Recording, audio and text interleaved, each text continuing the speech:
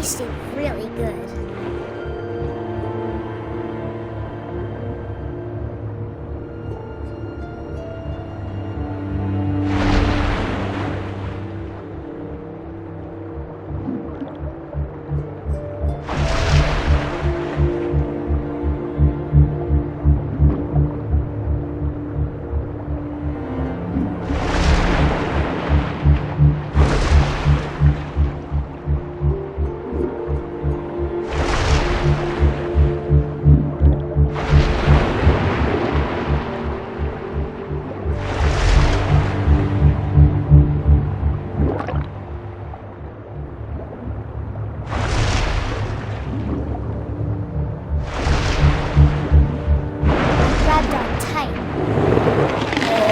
So hungry, I jumped out of the water. When I opened my eyes, everything had changed.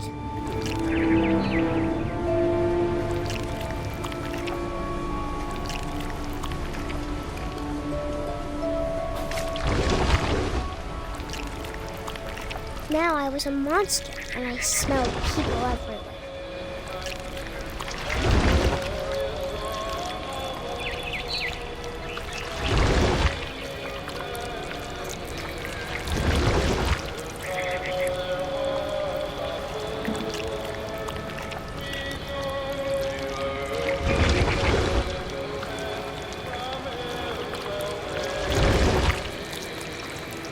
I was big, but I moved real quiet.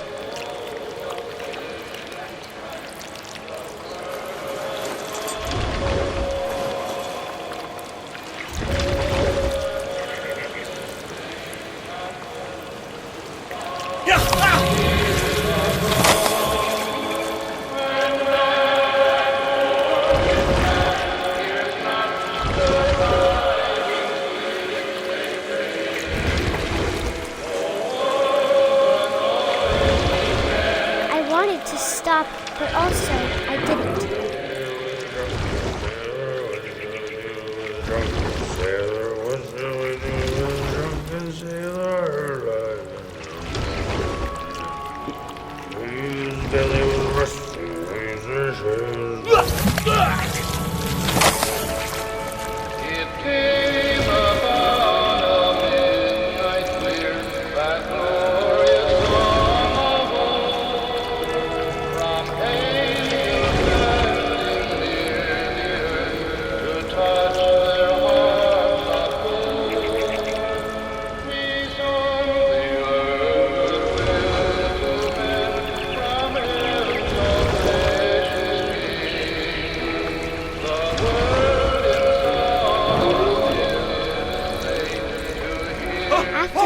Passenger, I was still hungry. And across the water, I smelled something new. Something I had to have, so I swam towards it.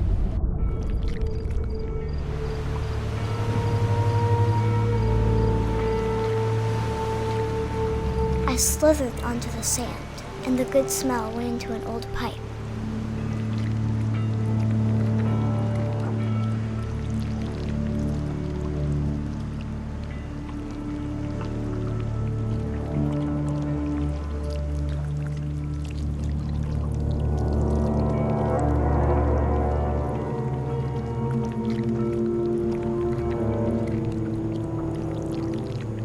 I got closer and closer.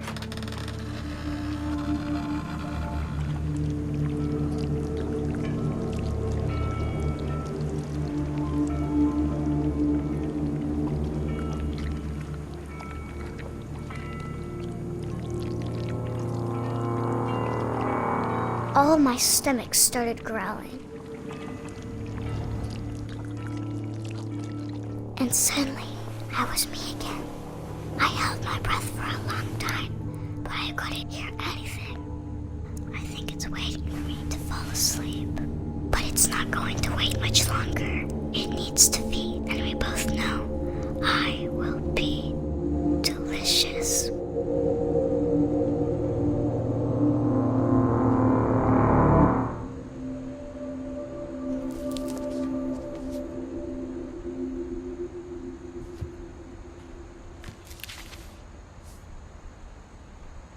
I'm not sure if I believed all of that, but I'm sure Edie would have.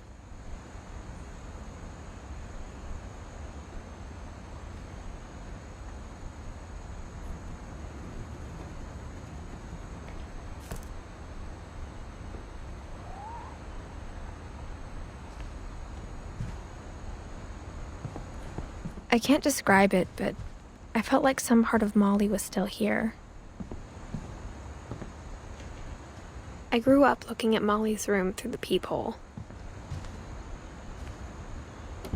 Molly's gerbil had a tiny bedroom with its own even tinier gerbil cage.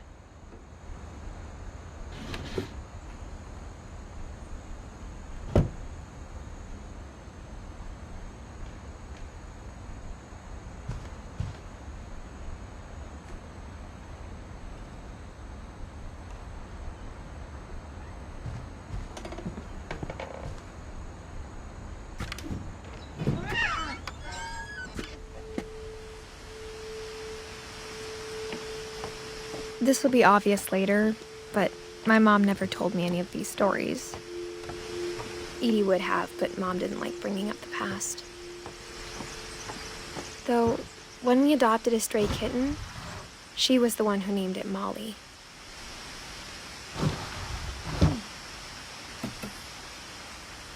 I spent a lot of time in Great-Grandma Edie's room.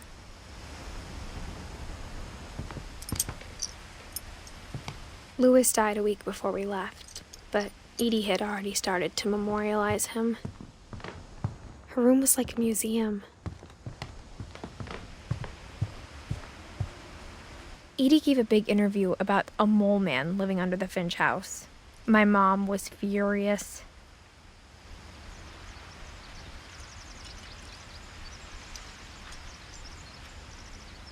When Edie told people Sven was killed by a dragon, she could also have said he was building a dragon-shaped slide that collapsed.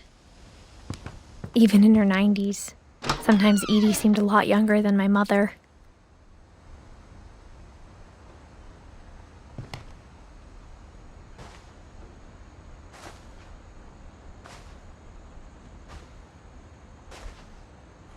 The only trace Grandpa Sam's first wife, Kay, left on the house was the pink bathroom.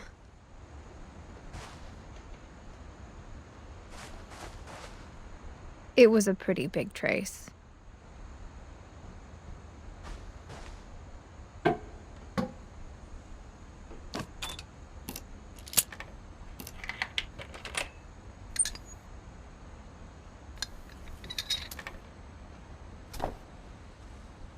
There's a secret in this bathroom. It's in the last place you would look. It isn't in the cupboard. It's hidden in this book.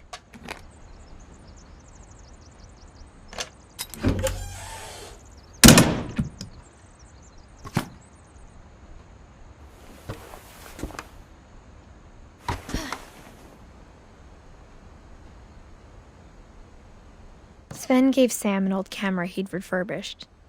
He never put it down.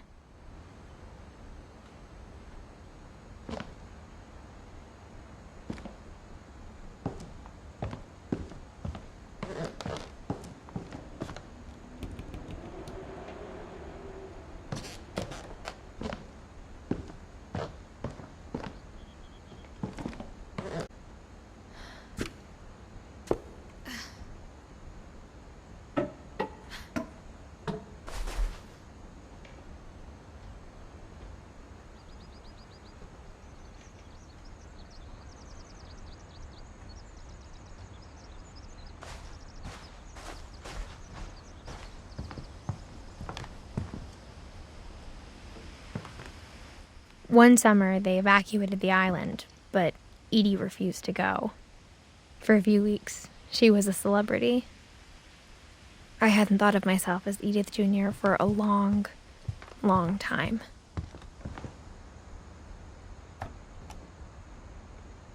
For 500 years, the Finches have been famous throughout Norway for their fortune and misfortune. Odin Finn's newborn son, Johan. On January 7th, 1937, he set sail with his family and his house, hoping to leave the curse behind. But 40-foot waves off the coast of Washington send the house and Odin to the bottom of the sea. Odin's daughter Edie, with husband Sven and baby Molly, step ashore on their new home, Orcas Island. Odin Finch is the first to be buried in the new family cemetery. His daughter Edie is already dreaming of a new Finch house.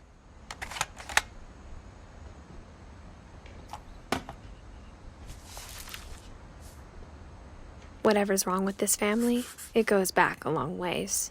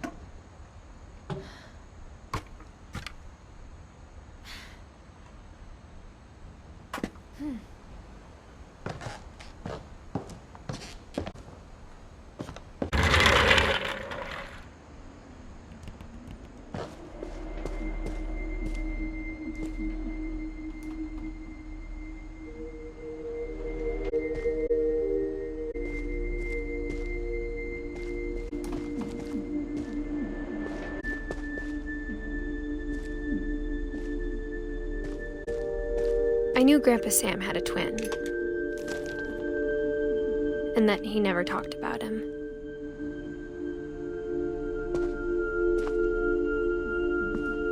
I guess my grandpa didn't like history any more than my mom did.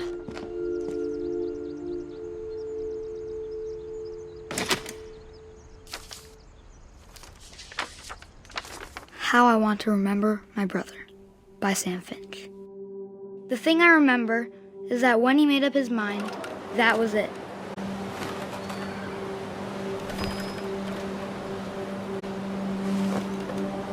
My brother said he'd die before he ate another mushroom, and he did.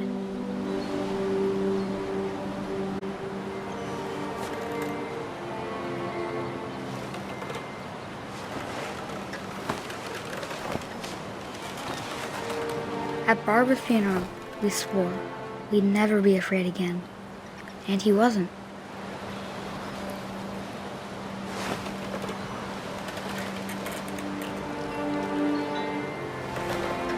I think Calvin always wanted to fly. Dinner's ready. Coming.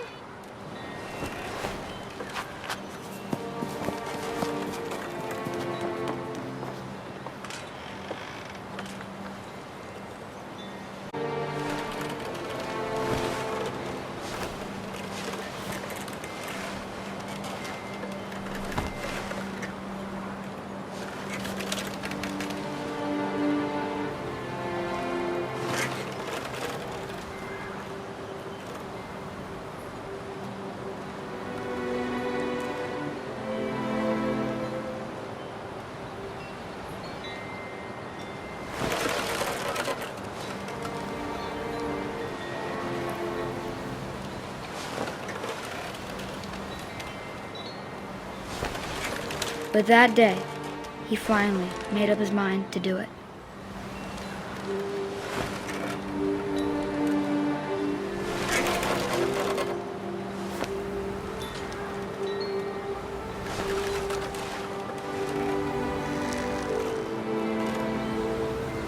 I told him going around was impossible. Maybe if I hadn't said that,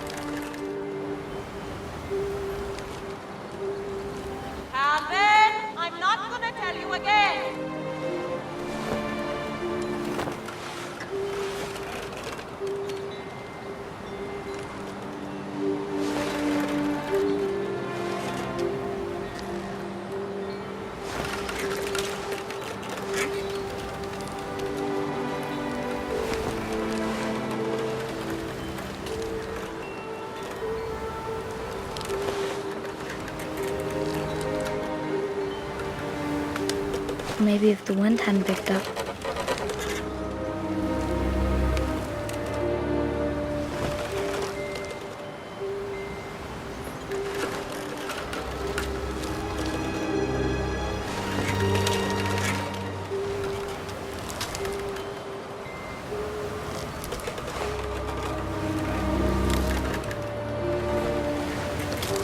Then maybe he'd still be here. But I doubt it. I think he'd already made up his mind. That's what I want to remember about my brother.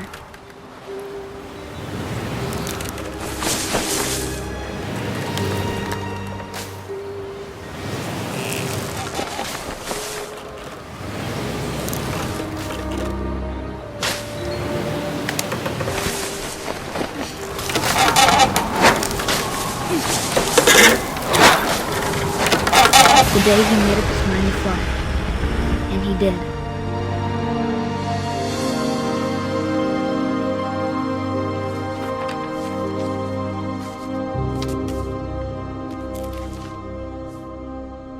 Calvin's story felt strangely familiar. When I was younger, I remember trying to do the exact same thing.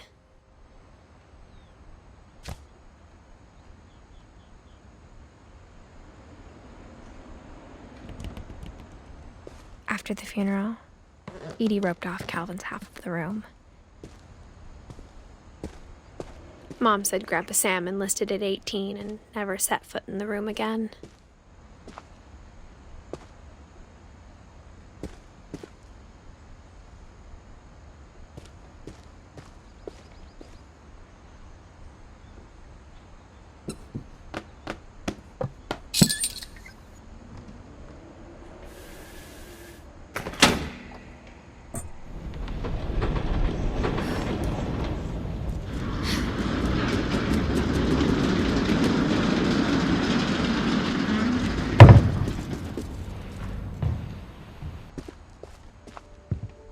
The passages were a pretty tight fit.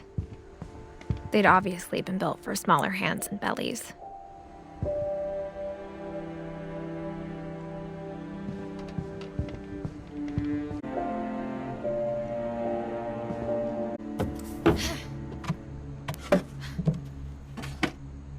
Growing up, I always thought of Barbara as a child star.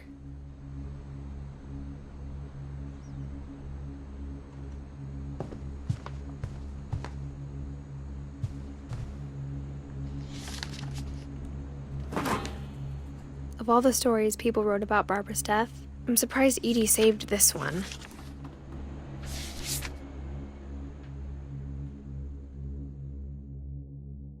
Old Jack here with another ghastly tale inspired by America's most unfortunate family.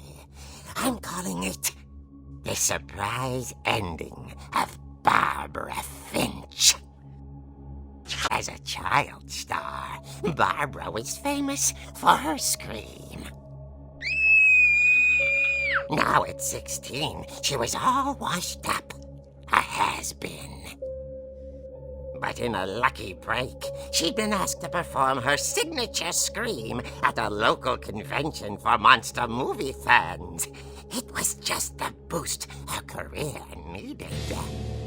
Unfortunately, her scream hadn't aged well. Getting better. I think you just need the right motivation.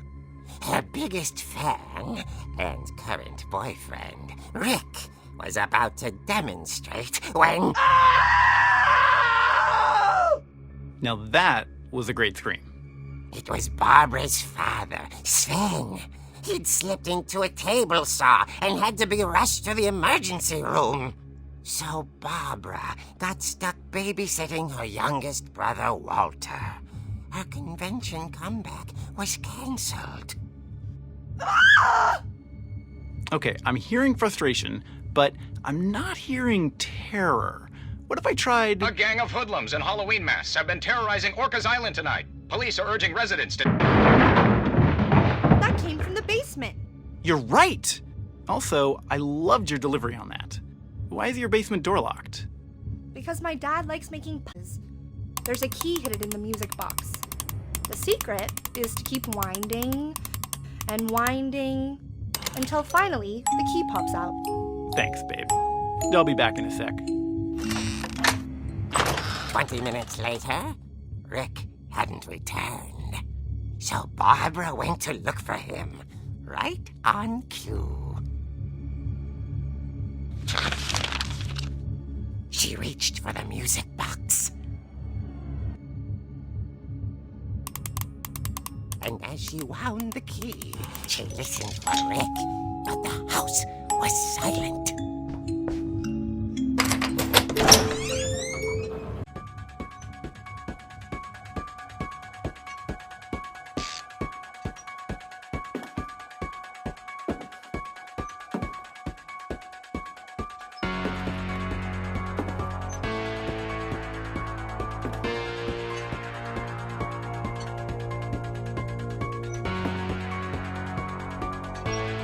She found Rick's crutch and imagined the worst.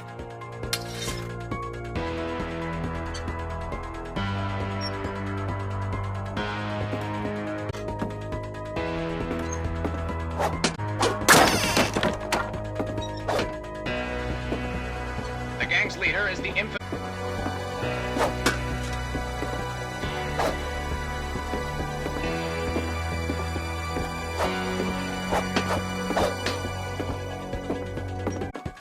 Ridge rattled and grew still.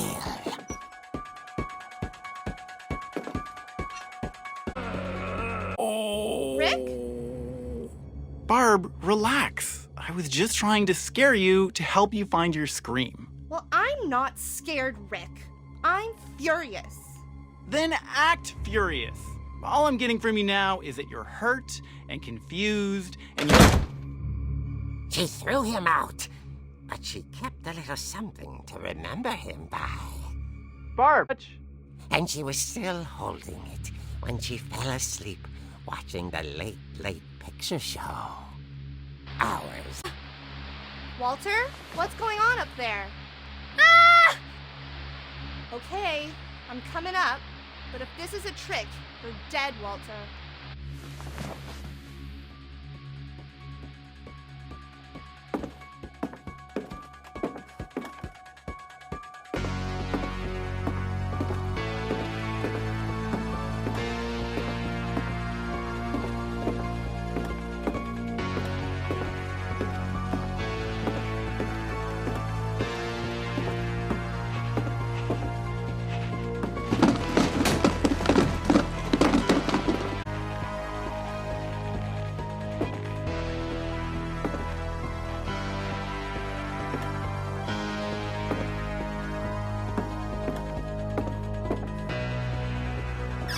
Walter, are you there?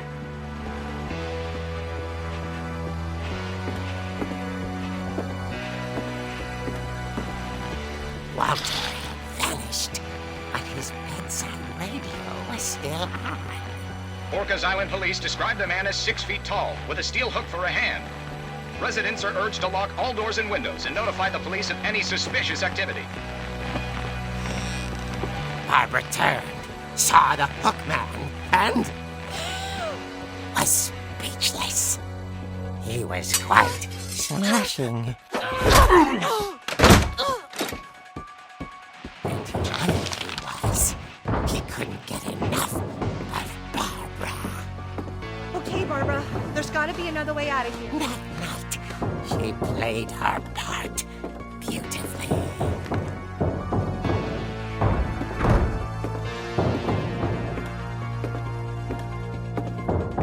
She thought about abandoning Walter, but just couldn't do it.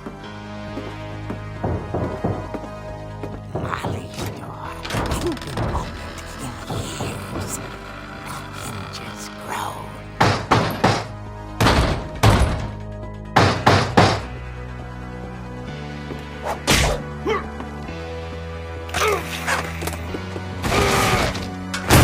He wasn't moving, but she sensed the story might not be over yet.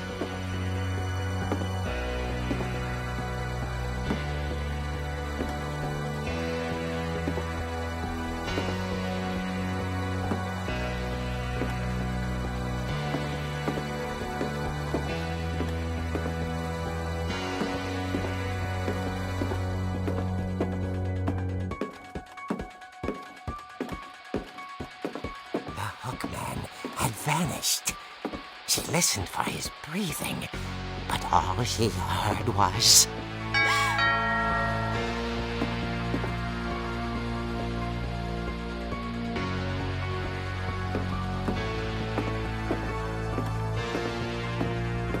Someone at the door was dying to speak to young Barbara. At the door, she heard whispering. It was coming from inside the house.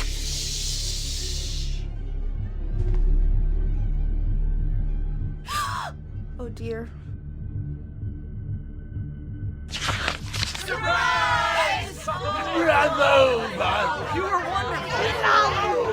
monsters had come to surprise her. For Barbara, it was a dream come true.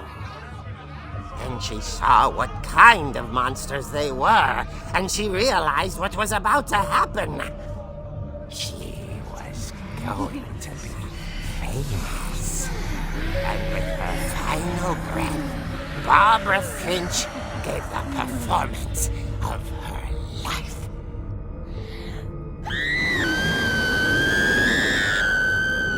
I wasn't there myself, but I hear Barbara was magnificent.